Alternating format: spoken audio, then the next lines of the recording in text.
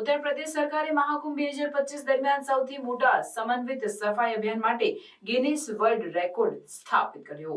સફાઈ અભિયાનમાં મુખ્યમંત્રી યોગી આદિત્યનાથ, ઉપમુખ્યમંત્રી કેપી મૌર્ય અને બ્રજેશ પાઠક સહિતના મંત્રીઓએ આરાઈલ ઘાટ ખાતે ભાગ લીધો। આ સફાઈ અભિયાનમાં 15,000 સફાઈ કર્મચારીઓએ ભાગ લીધો, જે 4 ઝોનમાં વિભાજિત હતું।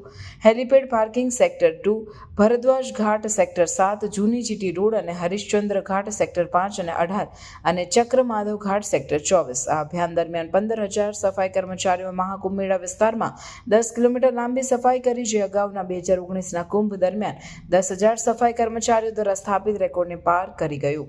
મહાકુંભ 2025 દરમિયાન 66 કરોડથી વધુ શ્રદ્ધાળુઓએ ત્રિવેણી સંગમ ખાતે પવિત્ર સ્નાન કર્યું, જે આ મહાસભાને વિશ્વની સૌથી મોટી ધાર્મિક સમારોહમાંથી એક બનાવશે।